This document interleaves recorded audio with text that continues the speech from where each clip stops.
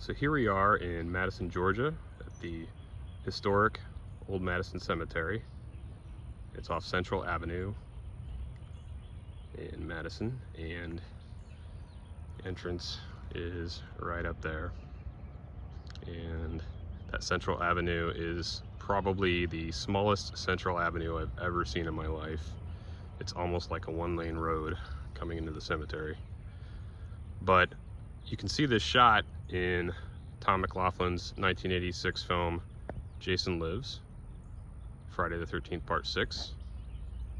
And it takes place during a chase scene when the sheriff and the deputy are chasing Tommy Jarvis, played by Thom Mathews, into the cemetery because he's been causing some problems, and he wants to show them that he dug up Jason's grave, and they don't believe him. I think he's full of BS. And he's actually being escorted out of town on a paved road and takes a left onto a dirt road to start the chase, which in real life actually leads to the camp where they filmed the camp scenes in the movie of Camp Forest Green, renamed from Crystal Lake, and goes down the dirt road, and then it cuts to this spot right here where there was a couple of brick pillars on each side of this road, and then the sign overhead said Eternal Peace Cemetery, and the truck goes down off to the right there, and then it cuts to up here where my truck's parked. Is where he pretty much gets out. The cops stop right around there too, and the chase ensues in this part of the cemetery. So it's really interesting how they shot it and how it was cut together, because, you know, after watching the scene, the viewer would possibly have an idea of how it would go in real life, but it's nothing like that. It's very scrambled, and how it was cut together. So I actually visited the camp back in '99 and couldn't find the cemetery.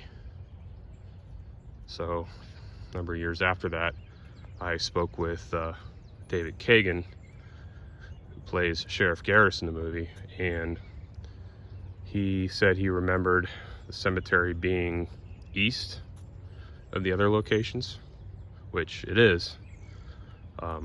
Downtown Covington was the sheriff's office, and Rutledge, Camp Daniel Morgan, was Camp Forest Green.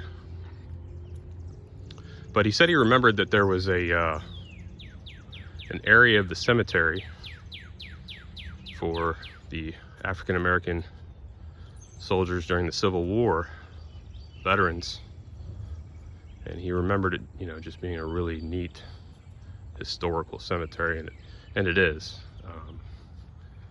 It's still got, to this day, almost 40 years later, the wrought iron fencing you see in the movie, and that's really cool.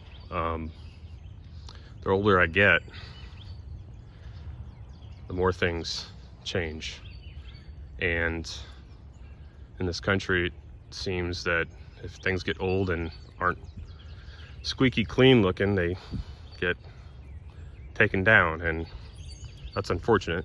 I'm definitely a throwback, and I like the vintage historical stuff, and I wish we valued that more. Like, you know, Europe, they hold on to history more than we do, it seems. But I'm glad that the cemetery still looks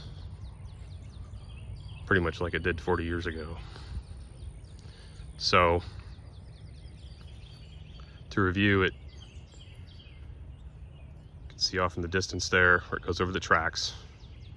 It goes off the dirt road that leads to Camp Daniel Morgan, and then it cuts to going over the tracks and down in there a little bit, stops right here, or pretty close to here. I haven't seen the movie in quite some time, but I think it's in this area. And the sheriff and his deputy Tommy gets out, starts running, and they pursue after him. And then it cuts to yet a different area, not even close to the vehicle. And this shaped stone area here is very distinct, and you can see that in the shot when they're chasing them.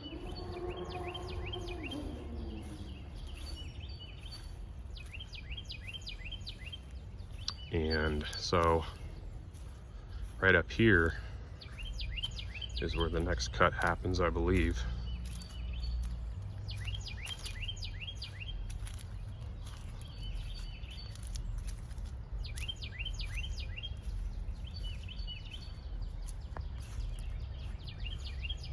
So down the dirt road, over the tracks right there, off to the right. I think stops right up there about where my truck is. Cuts to, I think, him coming down this direction, starts running this way, I believe. Don't quote me on any of this. I'm going from a memory. This goes back at least 15 years. And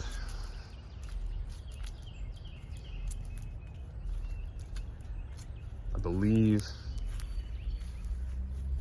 might run off this way, maybe.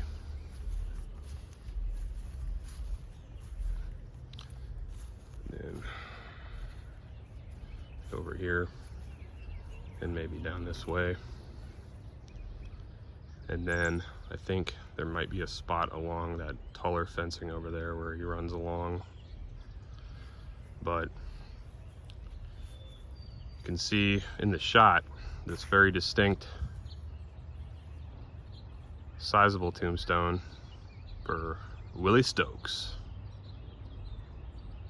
And like I say, it's pretty unique shape, pretty distinct.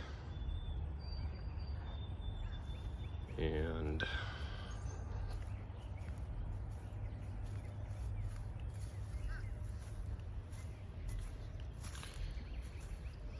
yeah, Jason Lives is just a classic.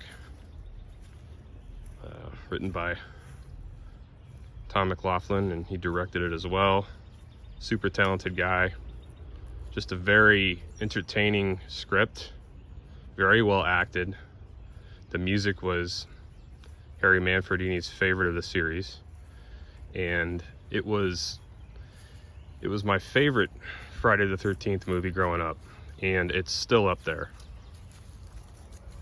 I'm just a little bit older now, and a little bit, quite a bit, and I kind of just appreciate what most of them bring to the table now for what they are. But back to what I was saying about this fencing, I think this is seen in the film from this direction. I think he gets tackled possibly somewhere around here. And says, "Please, Sheriff, you'll see I dug it up." And then classic line, Sheriff says, "Well, he must have got chilly in the night and pulled the dirt back over." I think they're looking off this direction, which it cuts to another area entirely. I don't think Tom McLoughlin and crew built that section of cemetery anywhere around here. If you look at the movie where he dug up Jason's grave, you can see in the scene that there's no names on the tombstones. So it's kind of a dead giveaway. Little double entendre there. But that's kind of a dead giveaway. That was just a set area, or just for the Jason grave. But this is it.